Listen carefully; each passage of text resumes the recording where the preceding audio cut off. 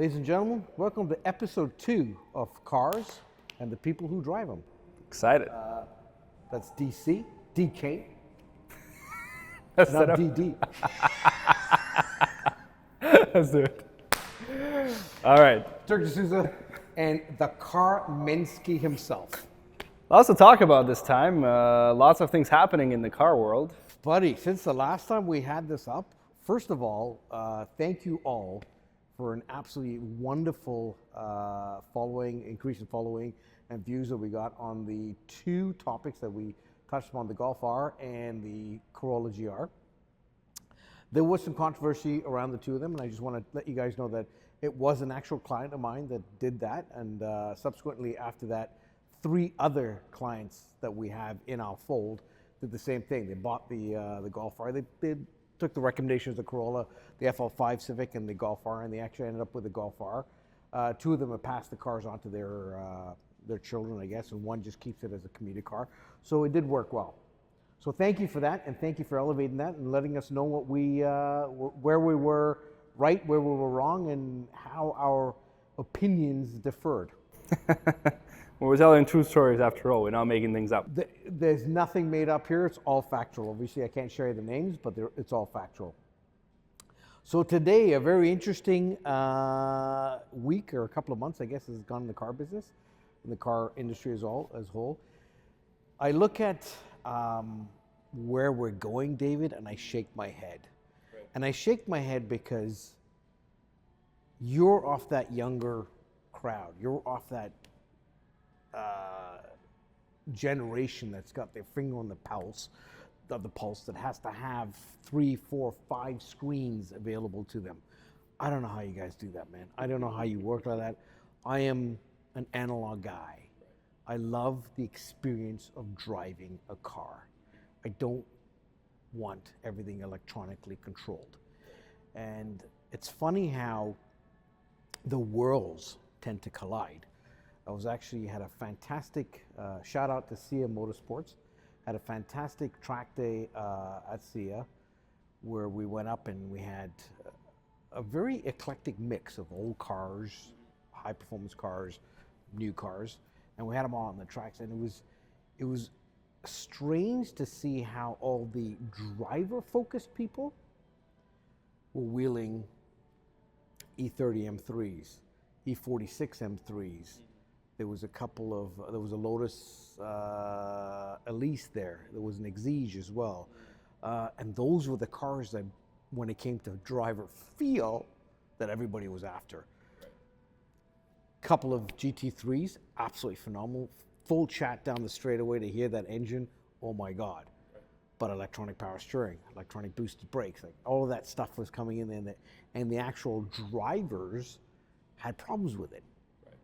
The guys who were in there piloting the cars that owned the vehicles were very good at it and enjoyed it, but the old school guys that were used to setting lap records, and we had a surprise appearance by, I think, Mr. Fellows.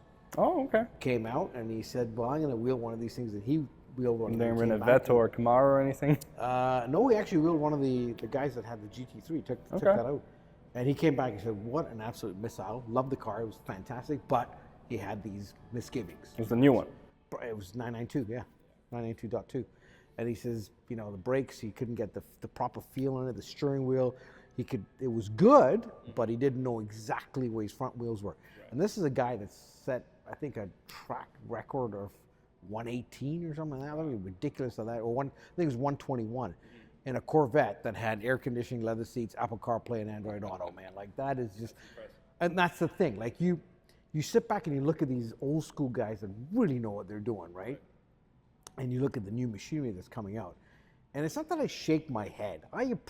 Going back to what I said in the last episode, I appreciate technology. I appreciate where things are going. But I honestly think there has to be a bigger emphasis, David, on teaching people how to use these cars. Teaching people, look, 1,000 horsepower, I might as well just give you a loaded gun. Right. It's the same thing. Yeah. So, I don't know. What are your thoughts on that? How do you feel? How do you feel about that? I like the combination of technology and analog. I think, as I guess as a younger person, as a younger enthusiast. 2 analog is a little too much. Track day, it's perfect. When it comes to daily driving, when it comes to a regular car, it's not necessary. There needs to be a right amount of tech. And then at the same time, you have the other end, where there's too much tech, and there's too many screens, and there's all this data, and so much horsepower, which comes with added weight, right? And that's a little too much. So for me, somewhere in between. For me, the sweet spot has always been 2013 to 2017, the best era of cars for me personally, when it's just the right balance of it. When it comes to a track day, again, analog is the king, of course. But when it comes to regular driving, you don't want to be too analog. Well, it's not even a question of too analog. It's to answer your question of the screens. A lot of manufacturers are going the way of the screens because it is, from a manufacturing process, a lot cheaper. You put everything into the one screen, and if it's a digital screen or digital display, you physically pull that TV screen out and swap it for a left-hand drive car, a right-hand drive car. You don't have to do anything else, right? And everything is governed by the technology in that screen. So when you put everything in there, you don't have to have different castings for buttons, for physical, things that you have to push and pull. And I'm with you. I mean, the screens they're great when you have, a device that you're using and you have one of these things. It's great to have a screen because you are stationary and you're using the screen. It's in your hand and you use it.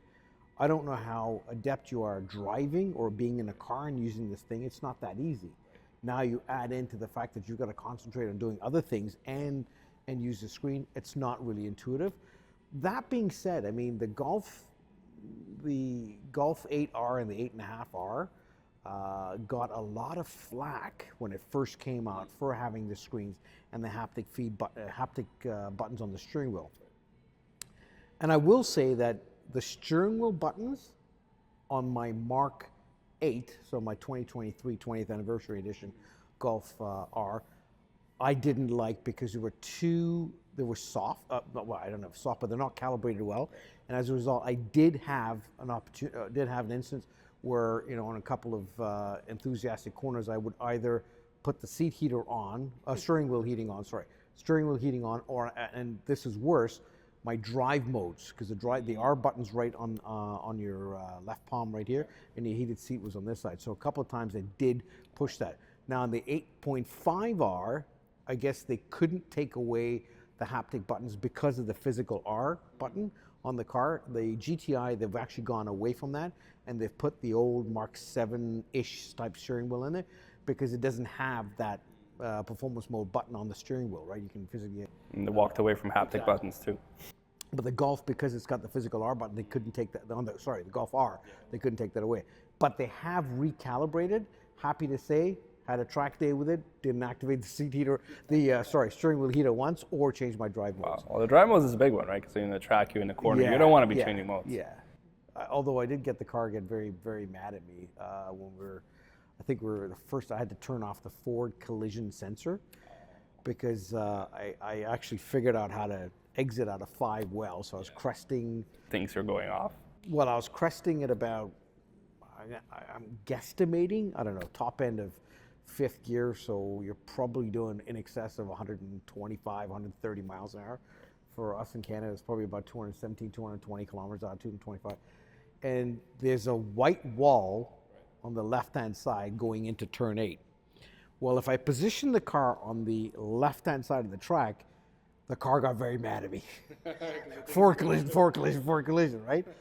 If I position in the middle, it kind of bonged and said there's something not quite right. If I stayed to the right, I guess the cameras or the sensors didn't pick up the wall at all and it was good. But the problem is that's the wrong place to be. You want to be at the middle of the left-hand side to get in that corner. And I managed to enter that corner on Hankook Ventus's, the V1s, at about 155 kilometers an hour. Remember, I looked at my heads-up display at one point. I thought, that's pretty rapid. But I believe the car's probably got more in it. I just don't have more in me. It's that whole self-preservation thing. I guess some seat time I'll be able to. More practice, exactly. Yeah.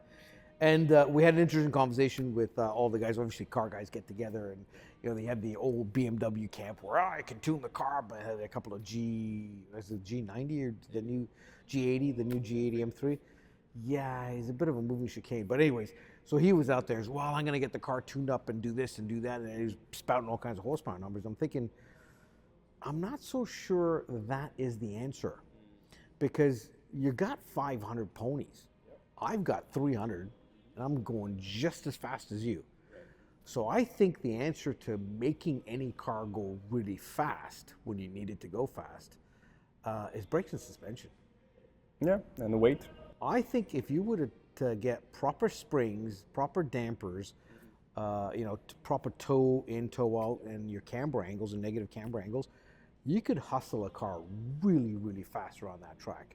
Because your speed into corners, your speed through the corner is what matters. Your speed out of the corner, yeah, sure. I mean, if you've got the horsepower, you'll be able to just grunt your way through it. And of course, people forget the back straightaway is a great place for horsepower. It really is. But then you got to stop at turn 8. You got to turn that car, and you got 8, 9, 10, and then you're on the front straightaway. And there was a guy that was running with me that had a Mazda Miata.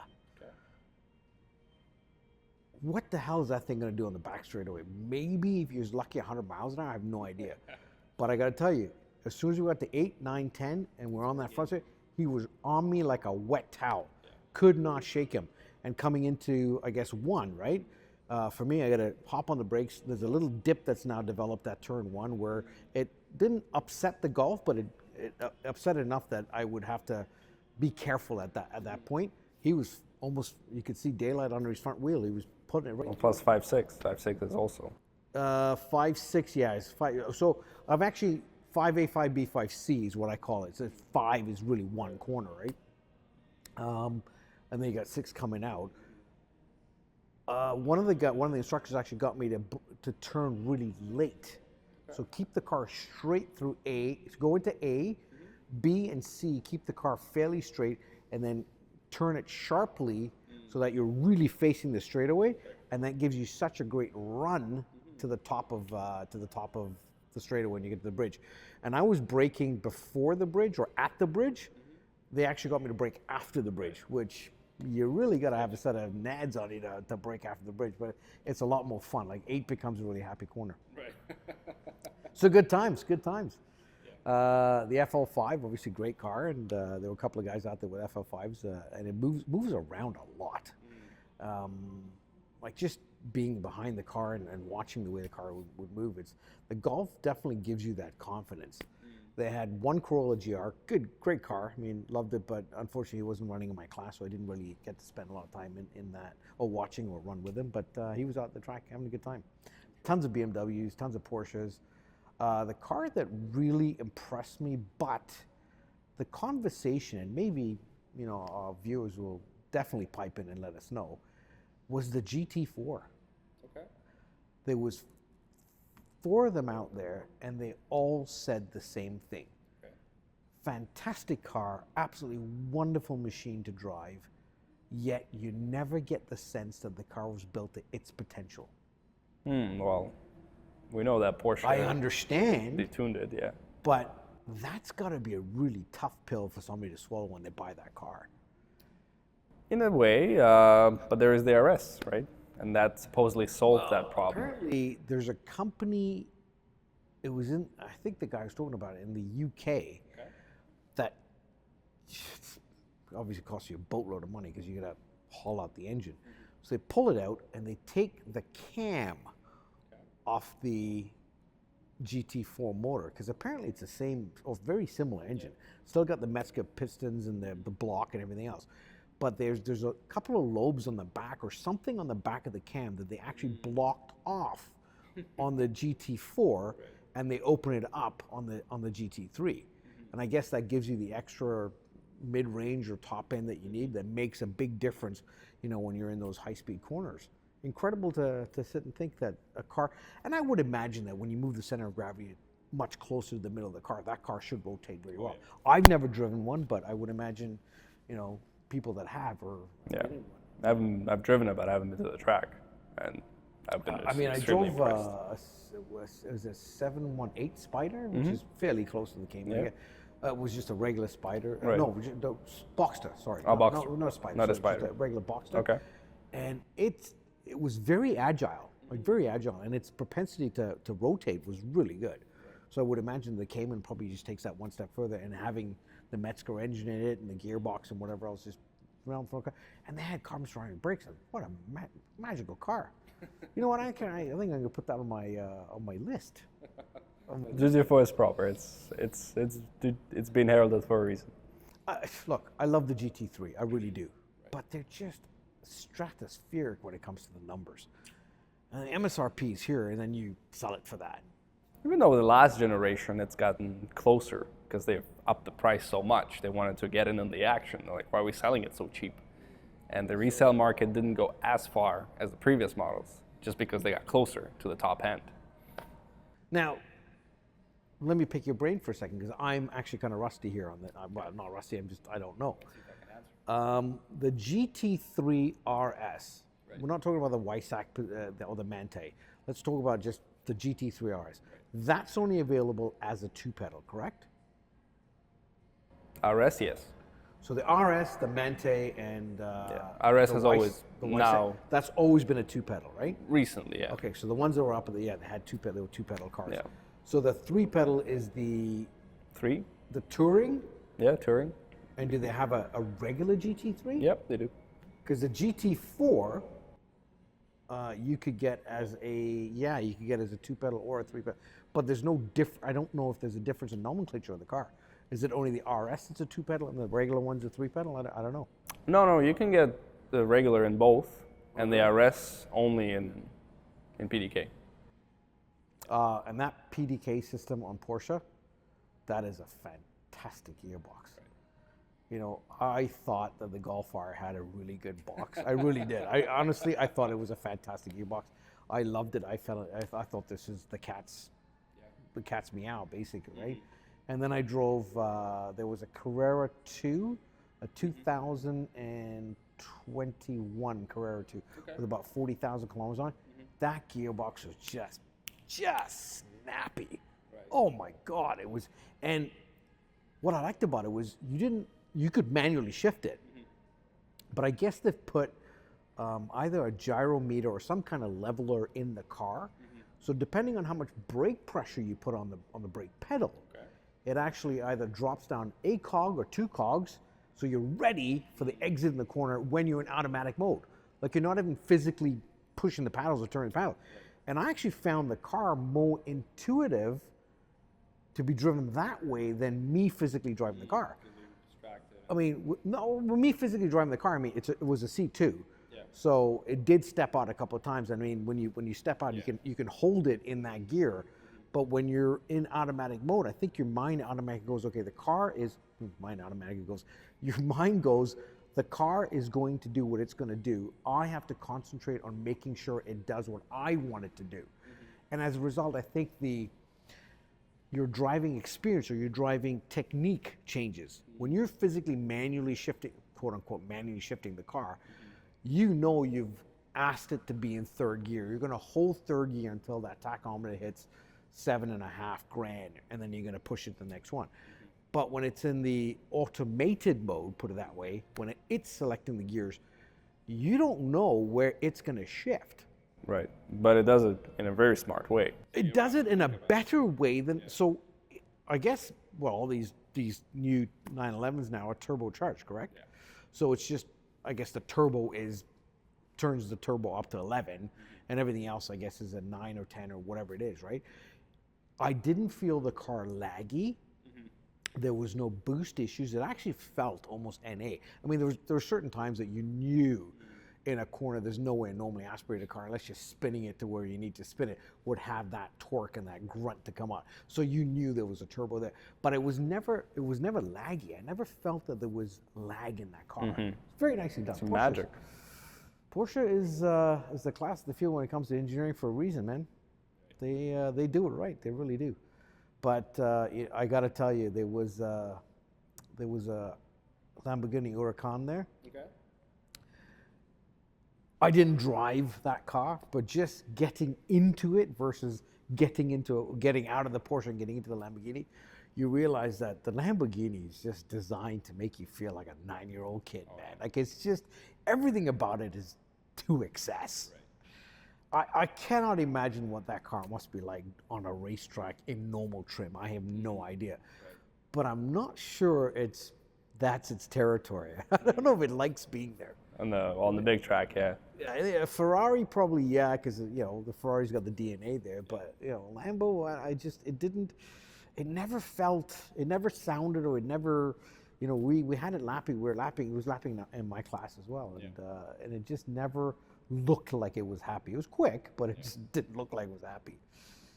Well, I did the supercar experience back in the day. I was like 21, a few years ago. My wife got me I heard about the those. gift. Really loved it. Touring exotics, right? GTA exotics? There's a bunch, yeah. I don't remember which one I did, but there was a Nissan GTR, 911 GT3, Huracán, 458, and something else that probably wasn't as memorable. And for a while, I was just starting in my car journey, and I was experiencing things, right? And I regarded Ferrari as being one of the ones out there. But comparing it to Huracán, I actually prefer the Huracán much more. Really? Surprisingly. I don't know. Because you felt like a 9-year-old kid. I guess. You cannot start the car. You have to flick the switch up and start it. And you got all the panel of switches. Like, it's just so cool. I know, But I think when you do this, when you start to actually physically drive the car, I don't know, man. I was impressed with 458. I don't know. Maybe it was beaten up, maybe because the GTR was beat. It had like 100,000 plus kilometers, and you could tell it's tired. Wow. Maybe it was a similar story with 458, and Huracán at the time probably was pretty new. And you're saying this is where you rent the car, or you go out and it's like a supercar tour. You change your so everybody's beating those cars. Yeah, but it must have been new, right? The Huracán at the time. I think it just came out and it was pretty new. So maybe 458 was also detuned, or there's something wrong with it. But comparing the two head to head, just the emotion from driving, just the way it felt, I preferred the Huracán. And I was early in my automotive experience, so maybe now my opinion would have changed, right? As I became more sophisticated. 458. But at the time. What a car. What a car. And when you think of the 458, you just think of the vehicles that are coming to a close or coming to an end. Yeah. And it's sad. It really is sad, because that naturally aspirated V8 just sounded glorious. Right. And you can see that in the used car prices. I mean, they don't really drop that far. They don't drop a lot. The 458s are only going up. Yeah, they're. I think that's a very desirable car. I mean, sure, the 488 has got way more horsepower and torque, and better steering. I would imagine better suspension, and it's got all the stuff in there. But the 458, in my heart, certainly has a place, because it's just that flat plane crank V8. Oh, yeah. Beautiful car. Well, since we're on the topic. It brings us very naturally. Let's talk about this, man. Let's talk about this, because you and I have very polarizing, or very polar opposite views of what's happening here. To our viewers out here, we're talking about the Luce, and we're talking about the AMG GT. Mm-hmm. Let's pick the easier one. Let's start with the GT. Okay, let's start with the GT. For me, I'm sitting in my head going, what the hell were they thinking?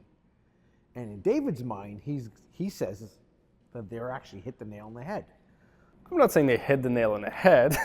I'm saying I understand where they're coming from. They had to do it a little differently. They have a clear target in mind, and that's the bet they made. So let's talk about that. Right. Let's talk about this target, and let's talk about what it is that you feel. Because there are manufacturers that have done that before. I mean, we touched on Porsche. Porsche would not exist today had it not been for the invention of the Cayenne, which really floated the company. And then, of course, now they got the Macan that came out after that, right? So what is the audience that Mercedes-Benz is going after? Because I have no clue. And then this car that we're going to call the Luce, we'll get there in a minute, but let's talk about the AMG GT. Right. Sorry, Well, can I even call it a GT? I don't yeah, even it is AMG GT63. That's what it is. so a four-door AMG GT. let's examine the letters. What to you does an AMG mean? AMG. What does that mean? It's power, raw. It means two guys in a shed Oh, okay. that put this engine together. Right. Okay, and then gave it, and they gave it to Mercedes-Benz. Mercedes-Benz ended up buying the franchise out, and this is So going way back, yeah. yeah, this is back in the day when they had the 6.2 liters that they would shoehorn into 280Ss, and they would go into the 24 hours of Nürburgring and just annihilate everything. That's what AMG stood for. Okay, now I go. We've now tackled those three letters, which they've put on this car. They've festooned it on this car. Let's talk about the word GT. What does that mean to you? Long drives, comfortable, Grand Tour, right? Grand Tour. 2 doors, put the gas in here, pointed at the roads. I'm in the UK. I'm going to go down to the south of France, have dinner, and maybe spend the night and drive back tomorrow. Right? That's what a GT is. The old Aston Martin Vantage, the BMW M6, like Continental. yeah, the Bentley Continental. Those cars, we'll just talk about them. Those cars are GT cars. Wow, they looked amazing. They were quiet. They could cruise all day at 140 miles an hour, 150 miles an hour, not a problem. The only time you stopped was to feed the car, feed the beast, feed yourself, and away you go. Talk to me about this AMG GT. 4-door, what is it? Well, that's a shame because if you look at the pure facts and the stats that this car has, flux motors, whatever they call them, 2.1, 0 to 60, it's actually very impressive. Yes, because I use that a lot. When I do my drives to the grocery store and to probably home, that 2.10 to 60, that's what I need. Dude, when you get out of your car and you lock it, if you've bought a car that stirs you inside, you turn around and you look at your car. I'm locking that thing and I'm running. Because it might eat you alive, or Running. Well, the thing is, look, building an electric car, it's a brand new thing. You gotta think different because we've already experimented enough with building an EV for enthusiasts, and those markets unfortunately don't really cross. You have the Taycan, an absolutely beautiful car, designed well, interior's clean. At the time, 800-volt technology, top of the edge of the technology, really good car. And Today, they've fallen like a stone. even the first 2 years, like it didn't sell that well. It was a failure. They lost so much money on it. They gotta go back to ICEs now. So why do you think that happened, David? Is it because are they attracting a different market, attracting the same market, or is it just that the consumer that is buying or voting with their dollars, do you think the consumer has changed? I've been thinking a lot about it now with all these 'Cause I'm releases. old. Right. And I don't look at these cars in the same light that you do. Yeah. So you're saying to me Yeah. that based on the consumer that's buying cars today, the EV is not viewed as a car anymore, but more of an appliance. Oh, absolutely. So it's kind of like your refrigerator at home. Well, this takes it to another step. This sure takes that appliance methodology, it takes just a tool to achieve something. So what is this one trying to achieve? It's trying to generate attention, trying to show off, to flex your muscles. That's what this car is trying to achieve. In my understanding, that's what I researched. Again, knee-jerk reaction. This car is ugly, it doesn't have space, but then you think a little deeper, and that's what I came up with. That's what I understood. Again, I'm indifferent. That's what they are trying to do. That's their bet. If they succeed or not, time will tell, market will tell. For an enthusiast, they still have the CLE 63 coming out. They have the Mythos version of it, call it the Black Series of CLE. So they'll still be able to target both. But that's what they're trying to do. What I would say about the AMG GT, it's a G-Class version of an EV. Someone that would like to, and then again, there's plenty of people that use their G-Wagons for proper reasons and they know they're extremely capable. For most buyers, it's a show-off piece. So this is what this car is in the electric era. Yeah, but it's a Mercedes. Yeah, Mercedes has a heritage as the Silver Arrows right. of winning championships, of winning races, of winning. They're winning Cup of the CLK. That's Black. You just mentioned the Black Series. Phenomenal car. Oh yeah, all of them. The Gullwing, the 300 SL. Like cars that have got such heritage, such history, such DNA attached to performance and racing and capability. And then they build this. And I'm going, you're right, it probably has everything that you need on paper. But God, look at it. Yeah. I can't see myself running and jumping into that car and going, wow, that's mine, I'm going to go. Like that mouth and the lights. And what is it? Looks a little better in black, matte black. And then we go fast forward, and the Luce. The former CEO of Ferrari was absolutely appalled by this car. Right. And one might say he's old. What does his opinion matter? That's what I would say. Okay. If it wasn't for him, David, we wouldn't have Ferrari the way we have it today. He was the one that put his stamp and turned the company. And the pinnacle vehicle, the vehicle that actually turned that corner for them, was the F355. It was available at that time with a gated manual gearbox, or you could have it the first generation F1 and that flat crank V8. It's a phenomenal car. There's a company now, I think, that's taken over right now. I think they're doing the Evoluto of that vehicle, where you can have a 3.5 that does, I think it gives you 375 horsepower, somewhere around there, or you can do a 3.7 that takes you up to, but specific output. With a 3.5 liter engine, that was never heard of. And Luca said, no, we're going to do this. We're going to crank it to $8,000, and that car brought Ferrari to where it is today. That was the stamp and the blueprint, if you will, for what those cars had to follow. With the Luce, what blueprint do they have? Well, he was the right man for the right time.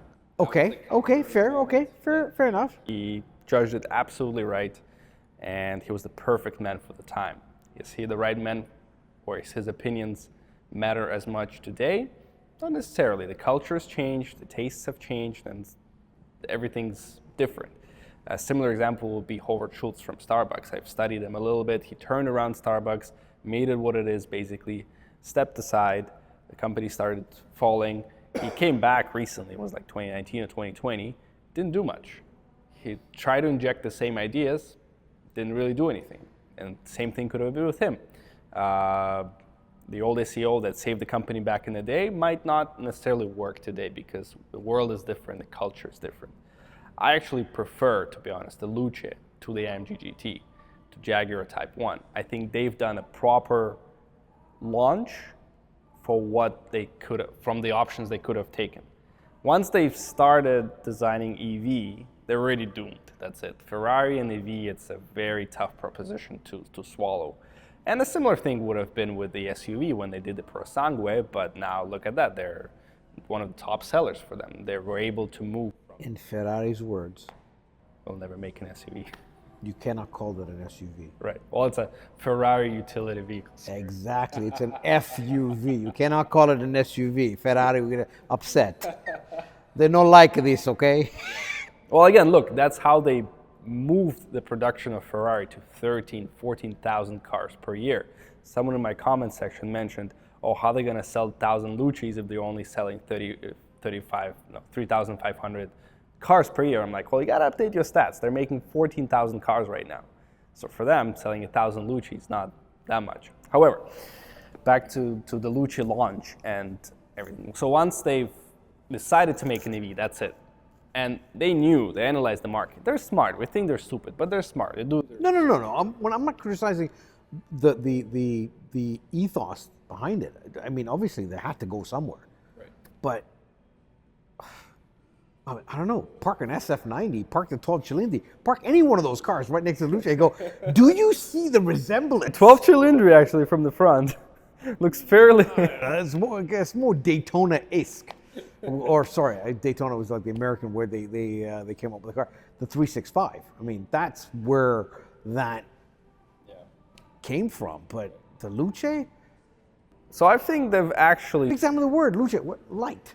Yeah, well, EV, like it's electricity. I think they've done a proper job into rethinking what a super EV could be like. If they would have built an EV that everybody expects from them, they would have been another Battista, another Rimac, another Taycan. They would have failed. They wouldn't have targeted the market. Yes, they would have done what is expected of them. It wouldn't have been as big of a shock, but they would not have been a success. They were out of options. They could not have designed a super EV in the traditional way. So what they've done... But why go down the EV route? Well, that's a different question. Why did they decide it? I don't know. Did they decide to chase more market? Were they forced with the regulations, which I'm not too convinced? I think they just wanted to target a different market. So let's talk about that. Who was the last company or the last manufacturer to get on the EV boat? The very last one? Well, the one that waited the longest probably was Toyota. Who builds the most cars globally? Right. So clearly they know something. Right. By any stretch of the imagination, Toyotas for the longest while were probably appliance-like cars. Okay, we'll give them that. But, you know, bringing back the Supra, or the hardtop BMW, whatever you call it, you know, they're coming back. They want to bring the Celica back. They brought the GR racing version off the Supra. You know, I think they're bringing back the GR Corolla. They bring back the LFA. Yeah, Well, it's not going to be called LFA, but the spiritual successor. Bring the spiritual with the GR.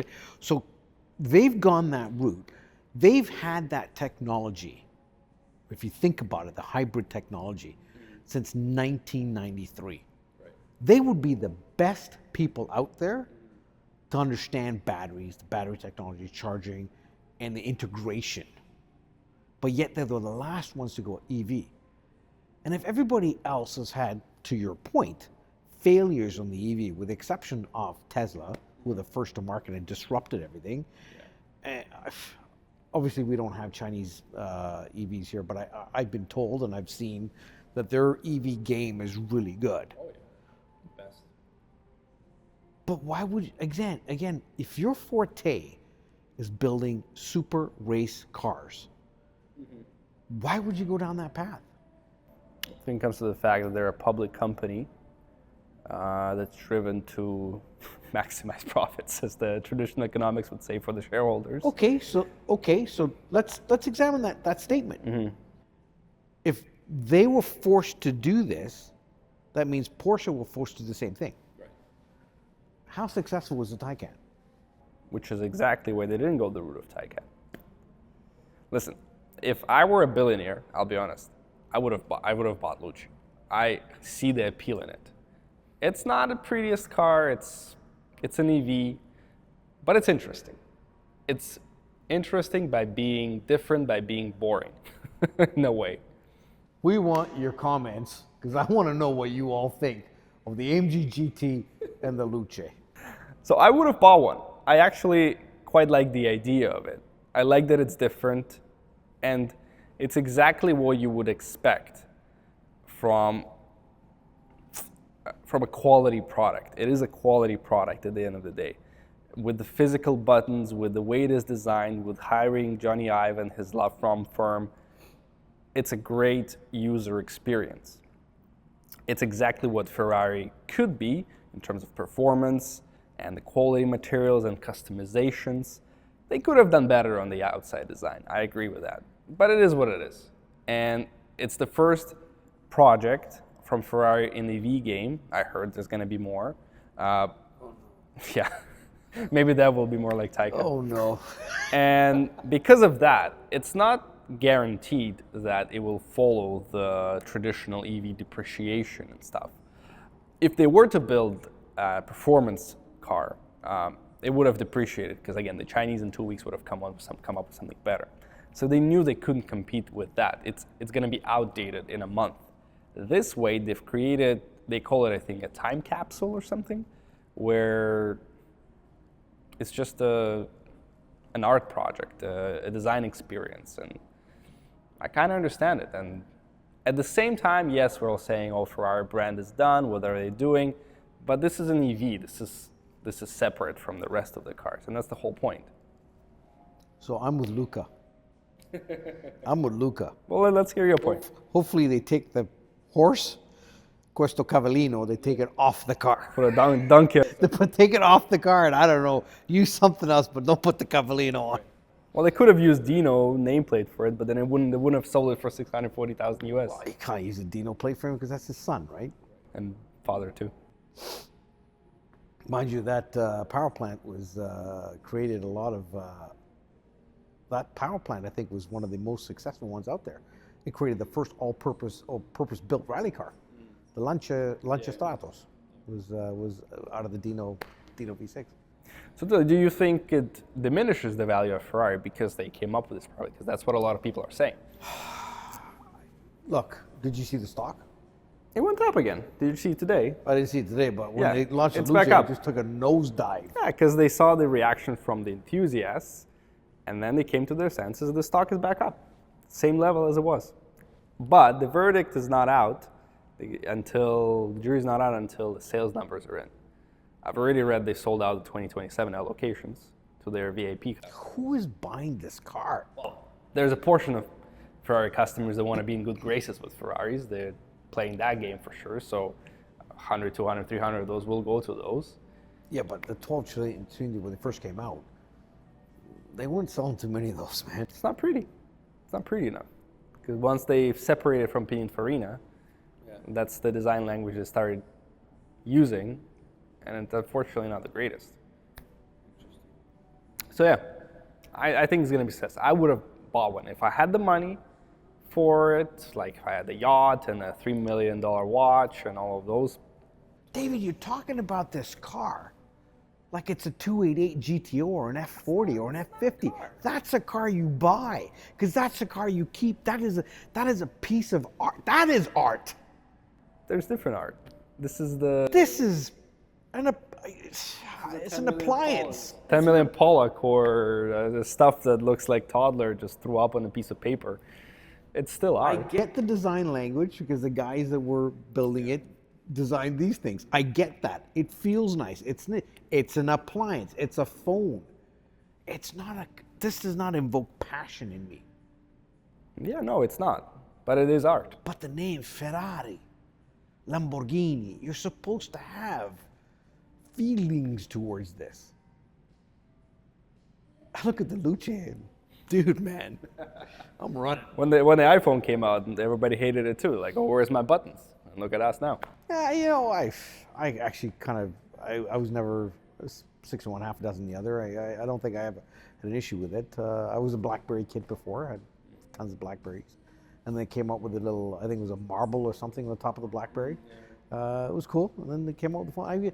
You roll with it, but it's an appliance. It doesn't really it's a tool. Like it doesn't matter. It's like buying a kettle or a microwave or it's like buying high-end clothes. It doesn't. An air fryer. It's a tool. Yeah, it's like high-end clothes. Buying high-end clothes is like buying a Ferrari. You go, I want the suit to fit a certain way. I want my jacket to be a certain way. What you want. It depends. If you go to Gucci or Louis Vuitton, sure. If you go to Loro Piani, it's a simple piece like this. Doesn't look much. It still costs you $2,000-3,000 grand. I don't know, the Luce. Guys, we want your comments on it, man. We want your comments on the Luce and the AMG GT.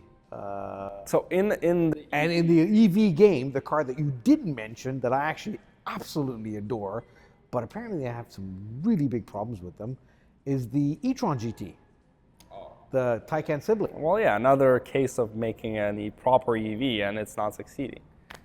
That game's done. That's a good car. At the same time, it was what you can. 2-3 years later, it costs more than.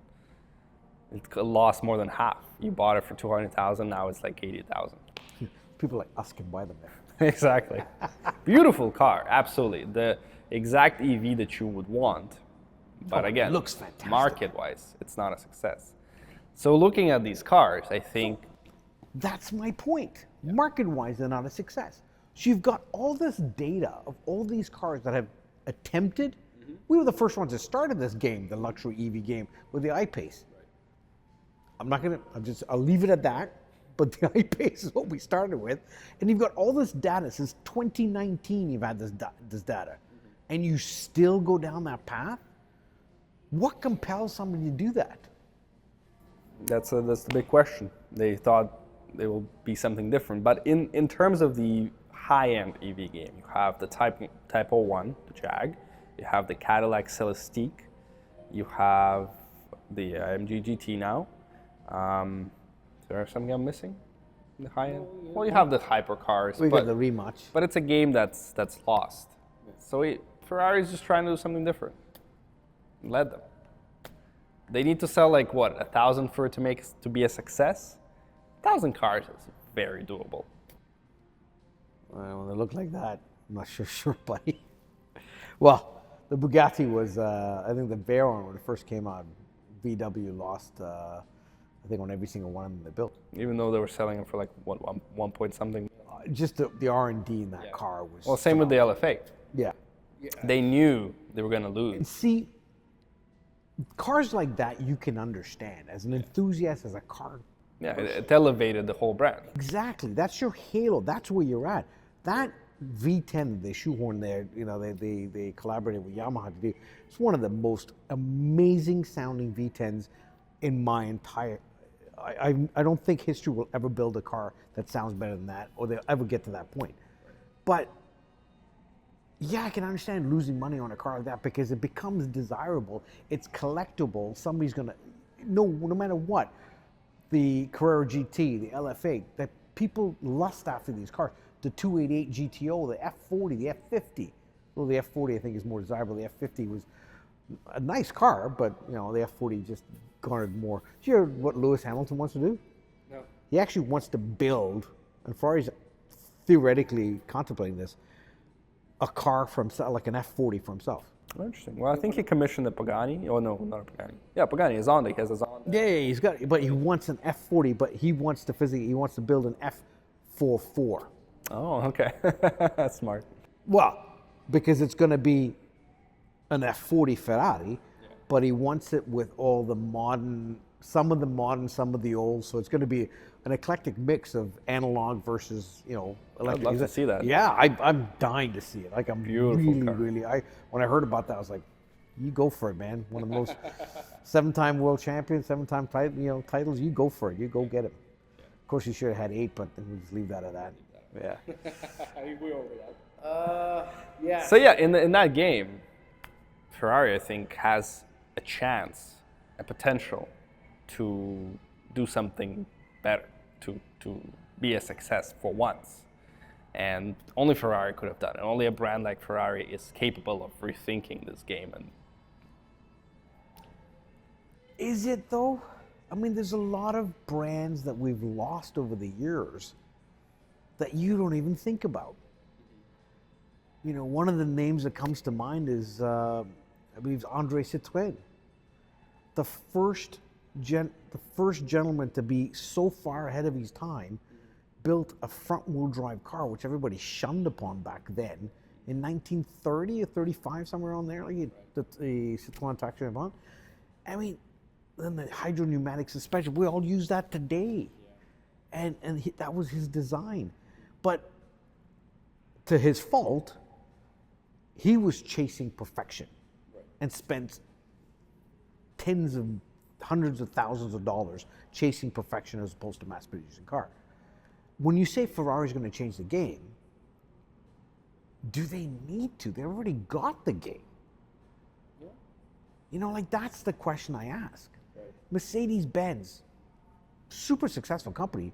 I mean, to me, what they did with, coming out with the A, the B, the C, and all the other classes, like going through the whole rank, when you do that, you are now creating a vehicle for the masses that are going to be voting with their dollars to keep your brand afloat.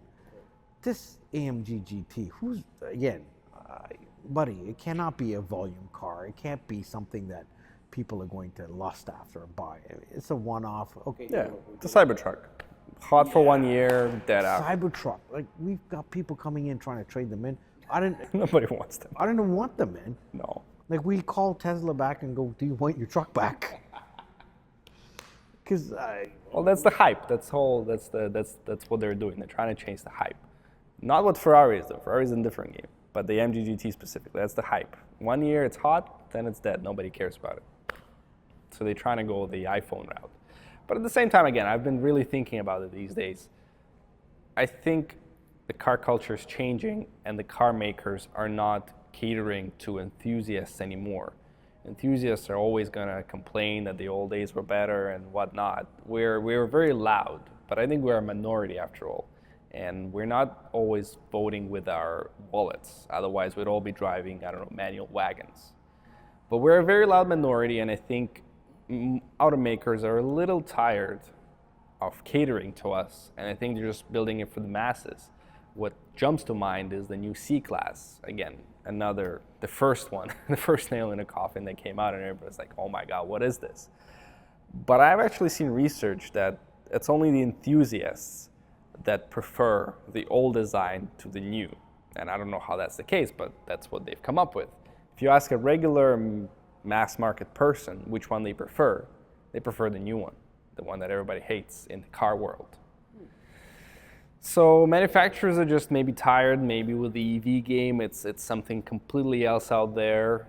Maybe the culture has changed, but something has changed, and the automakers are trying to catch up with that because unfortunately, we all love them to do a certain thing, but if they do that, they're not making any money. I think BMW listened. No, you what? Listen. Yeah, they have the M3. I forget how to pronounce it. M3 EV? No. Oh, the Handschalter. Handschalter. Is that how you pronounce it? I think so. Handschalter. Handschalter. Does that stand for hand shifter? Must be. Or manual? Probably. Yeah. Whatever. Yeah. So I've. Well, that's one of the good apples. Yeah. That's a way to end. I think the M3 production is ending this year or next year. They're ending it. And Please don't say that, man. Like, see, we're losing cars, man. We're losing cars. same time, the grill, everybody hated it, and now. Well, yeah, the BMW, the new design language of the BMW. I don't know about that. It's a couple of questions there. Ooh, that's 7. The new one is better than the LCI they just released. Yeah. It's a cleaner design than the 7 Series pre-LCI. Well, I think It was a bad design from the start, but they made it better. So they, if you think about BMW, have been the ones that tempt fate. yeah. Because look at the old 7 Series when the E30, well the E28 I think it was it was an E29 I can't remember now. The old 7 Series, the long 735, 745, and then they went to the Chris Bangle. The Bangle butt is what they called, right? So when they went to that design, the Chris Bangle design, that disrupted everything. And now, of course, they've morphed it, they've changed it, they curved it, and they did a good job. I mean, they really did bring the car, but they definitely did tempt fate when it came to design, and I think that's what they did. They were lucky they had the V10 M5 and the V8. Yeah, the E60 M5. Oof, I don't know about that car. I mean, sounded great, sounded fantastic with a full chat, but that thing had a lot of problems. And I think the only year they actually had a manual transmission was 2007 in Canada. Anyways, you can only get in North America. 2007 was, and the problem with that car is it kept on grenading because they took the clutch out of the E39 M5, which is geared for a V8, and shoved into that with that much torque, and the gears, they kept on breaking. I think it was 5th and 6th gear. It wasn't very successful in 2007. But yeah, great company. And the new M5, God, it weighs as much as this building. What's up with that? So let's switch it up. Yeah, let's talk about the good apples. Let's table the EV, and we'll wait till our viewers tell us what we think. Talk to me about the direction that the car industry is going, that you feel it's going. Well, like I said, it looks like the manufacturers are switching from the enthusiast focus more in the mass market focus. They think there's more money in it. They think we're loud, but we're a minority and we don't vote with our wallets. And we think we know a certain thing, we want a certain thing, but then we don't back it up with our sales decisions. So let's extrapolate that. Toyota, largest manufacturer out there. Globally, a powerhouse. Just got back from Southeast Asia. They power Southeast Asia. Everything is Toyota. I mean, you're talking generators, refrigerators, Toyota. Bikes. Well, no, not bikes. Bikes is Honda. Honda still has the monopoly of bikes. But they're now going back to their roots. The GR's coming out. Spiritual success of the LFA. There's been talk about bringing the Celica back.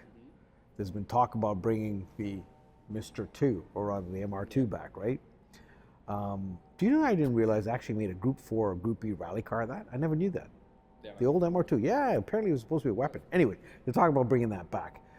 The Supra, I think the BMW Toyota partnership may end with this generation. Right. Well, Z4 is already done. Yeah, so they have the last hurrah for the Supra. I forget what they're going to call it. I think they call it the last gen, and then that's going to be done. Okay. And they're coming out with their own inline six that they're going to shoehorn in there with a couple of blowers on it. So that's going to be fun.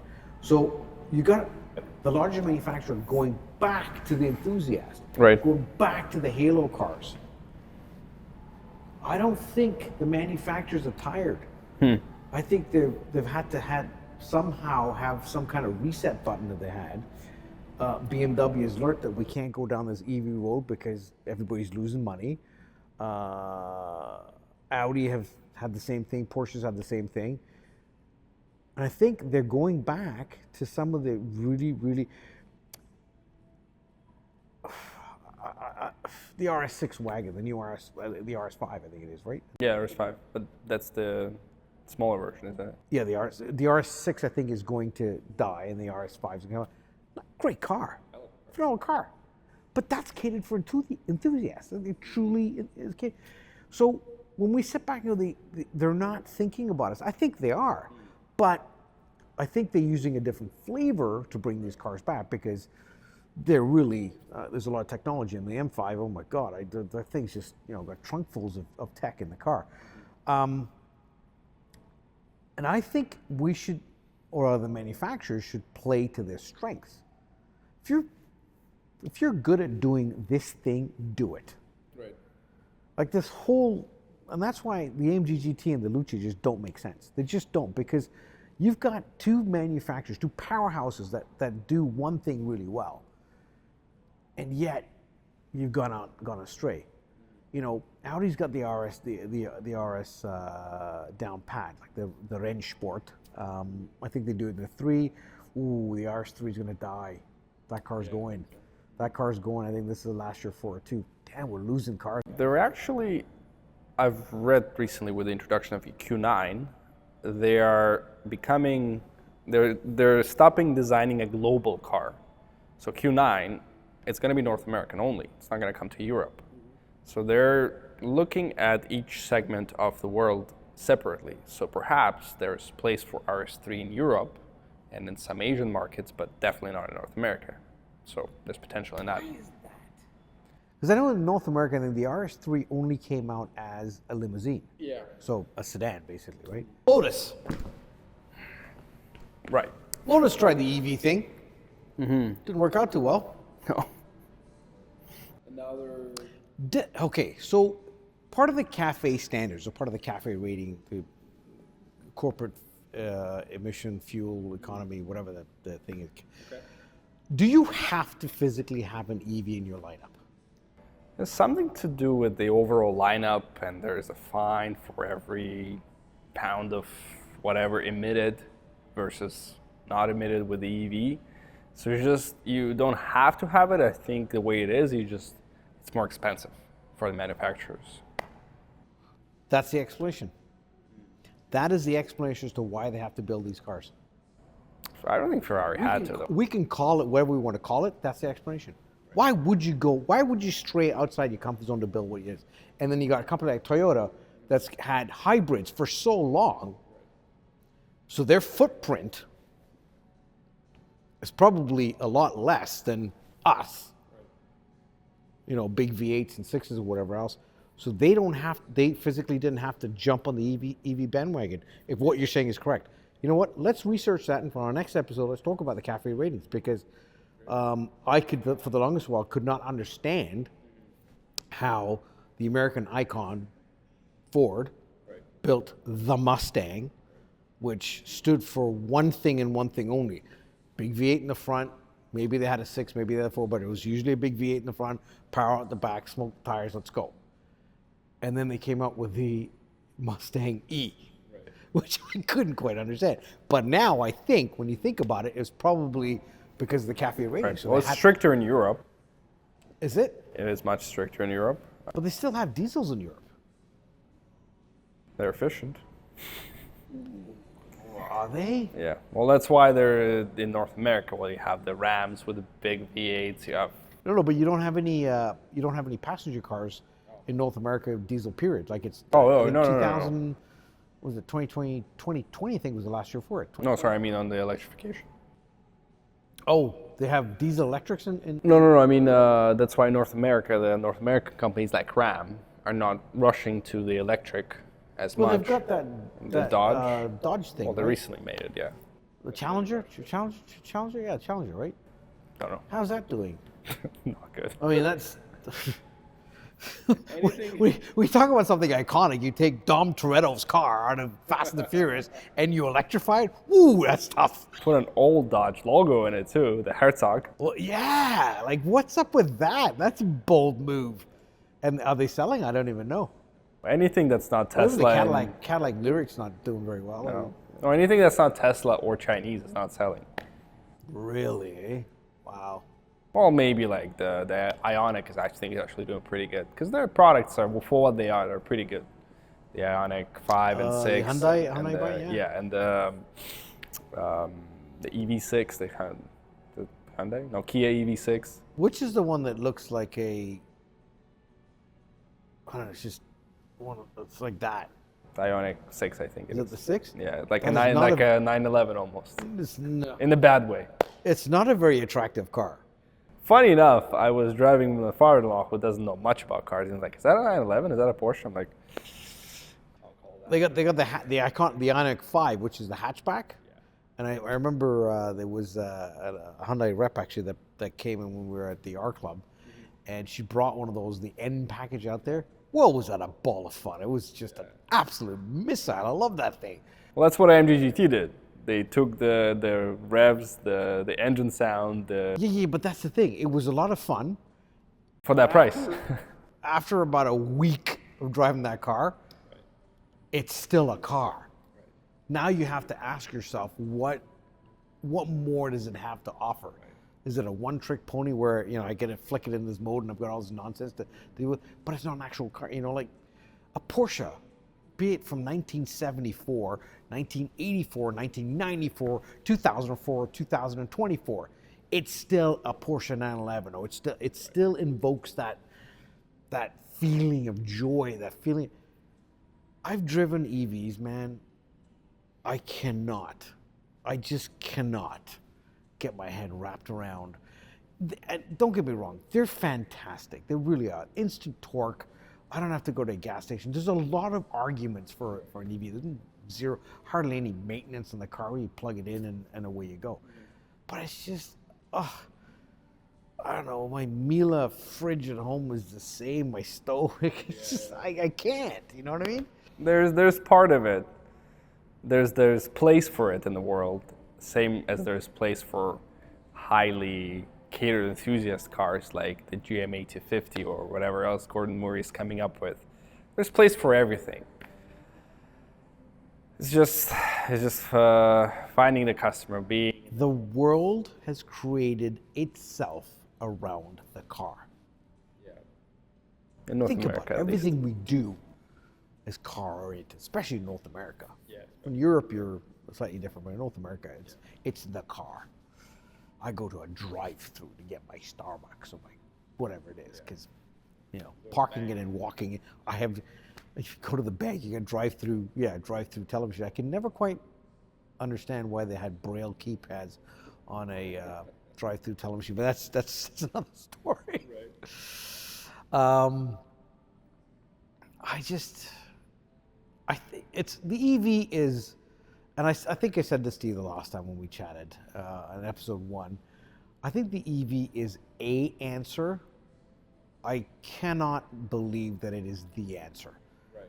Because the amount of damage that you're doing to create this EV doesn't make economic sense. I mean, we've been siphoning petrol and oil out of the ground for 100 years.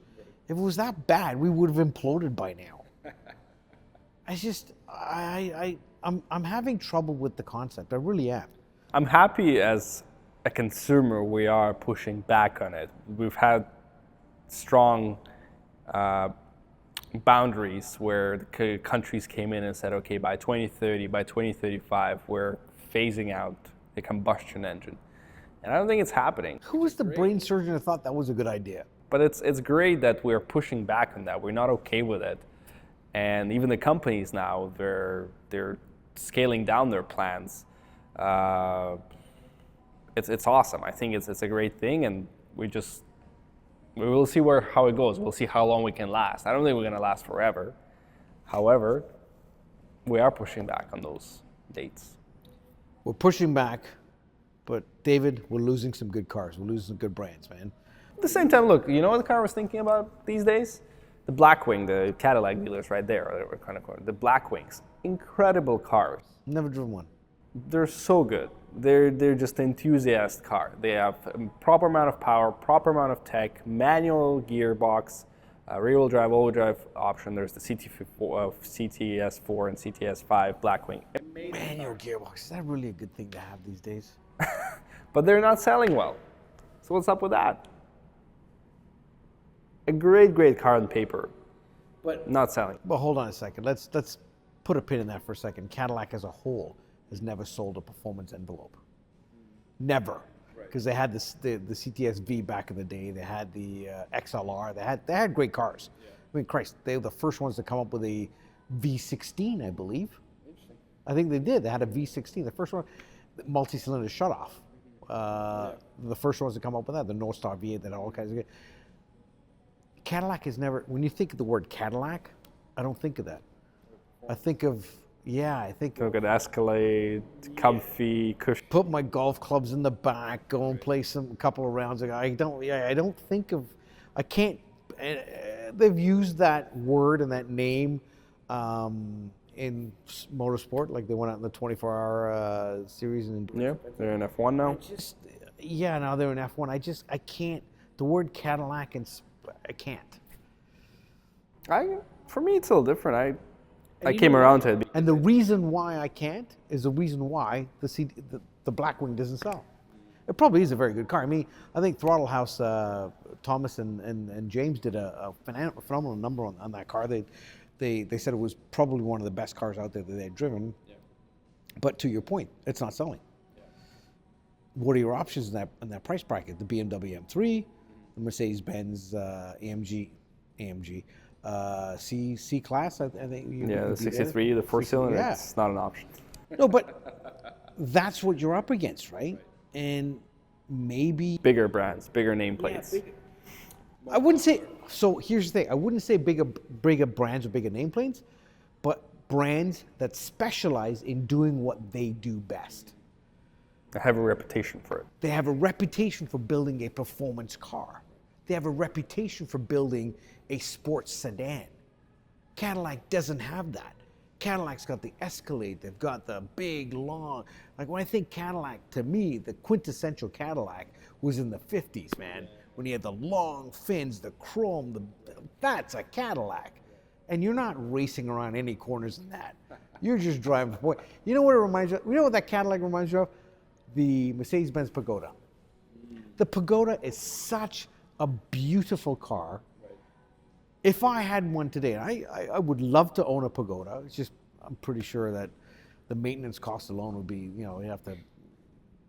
it'd be the same as running a small country.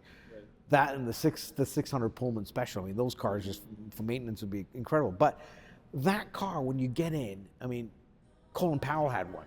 Well, that's how cool, it's a cool car. Right. And you don't want to drive from point A to point B, at 150 miles an hour. You want to do it at 50 miles an hour because you're just enjoying the scenery. You're enjoying the view. You're smelling the roses. And they had that SL sort of nomenclature, that SL DNA they carry through to the 108. I always call it the car that lasted, I think it was 2 decades. It was almost 18 years they built that car. The SL, the old body style SL, they built for 18 years a car, hardly changed. I mean, yeah, you got the American bumpers and the 4 headlights, but that car for 18 years they ran that thing.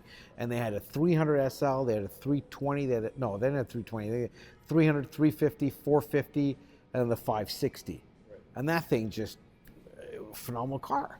Was it great at, the stoplight races? No. Could it take any corners at any velocity? No. But what it did do well was the Autobahn and probably, to your point, a nice GT. Pop the top off and you got a convertible or the hardtop, which is pretty weird, but, where would you put the hardtop when you're driving around? But a great car, great car. And I mean, those are cars that we're losing. We're losing those cars. I got into it breaks my heart to talk about this car. I got into 2019 Audi RS5 that we took in trade. Okay. Absolutely pristine example. One owner car, not a mark on it. It's got 50,000 kilometers on it for 2019. What a beautiful car. And I had one of my clients, a client that bought a Golf R. And he bought the Golf R for his son, and now his other family member, other child wants a car. So I called him up and said, listen, I got this great car. And he goes, it's not going to be another Golf R. I go, no, it's not done. I got this, we just got it in trade, and I think it's a great car for somebody. So he pops in, has a look at it, takes it for a drive. And he came back to me, he says, you know what, Dirk? I like the car. It's a really nice car. I said, let's put it together. He goes, no, the kid's not going to like it. And I said, what do you mean? And he says, this is going to sound really stupid, but it's 2019. In order for it to have Apple CarPlay, I have to have a cable attached to it. It's not wireless. The screen is really small. It's not a touch screen. Right. And little things like this, I'm thinking, to your point, the buying public is changing. So then it would break my heart because I don't know what I'm going to do with this car. Like, I don't want to lose it. Right. So I put it out to a group of friends that I have. I said, listen, guys, I got this beautiful car for now. So another client of mine that I put into an SQ, he had an S5. He's an Audi guy. So S5, then I put him in a S6. Sold the S6, and he's got an SQ8. No, it's an SQ8. No, SQ, what's 7? The 5? Oh, 5. SQ5 Sportback, right? Okay. And he says, I want to trade the car. And I said, what do you mean? Because can I trade my 2024 SQ5 for your RS5? Because the way you described it, I really like the car. But the car, right. I said, it's a great car, but I wouldn't do it. And he said, why? And I said, because your livability, I've been in the car with you, right? Your livability of the vehicle, the fact that you can ask Siri to make a phone call, to send a text, that car's not going to do it for you. Which is a shame because you got that beautiful, V6 turbo in the front, well-sorted chassis, and it's done by RS, proper differentials. Like, it's such a nice car, but they're not going to make them anymore. Right. I got into one of our products today, drove it from the back to the front. I hadn't driven one of these cars in probably, 4 or 5 years, because we get busy. Yeah. And it was a 2022 Range Rover SVR. So the old 575 horsepower supercharged V8. And just hitting that start button, firing up that engine, and not having it whistle through muted turbo channels, I was like, wow, that feels good. It's got a growl to it. And these are the cars that we're losing. We're losing these cars, David. The more and more we go, I think those types of cars are reserved for one-offs, resto mods, special clients, expensive. Well, that's why the resto mod industry is doing so well, because people want that. They want the old car. But we're going to exclude the regular person, the regular enthusiast that doesn't make 6-7 figures. That's true. That's true. Good point. Very, very good point. But it's a shame to lose these cars, man. The RS3, once it's gone, and that engine is just such a gem of an engine. When did that thing start life out? In 1981, the first iteration of the 5-cylinder, which is half the V10. Yeah, it's around the Quattro time. Yeah, 1981, I think it was. 1980 probably was when it started, right? What a phenomenal engine. Just a beautiful cracker of an engine. And you take it all the way out to the DeSouza version, which is, you know, loosely based on the old one. What a great car. I mean, Audi did, I don't know for the hatchback what they did in Europe, but here they kind of cheated a bit because they put the wider, I've never seen this before, they put wider tires on the front and slimmer tires on the back because Audi's traditionally understeer.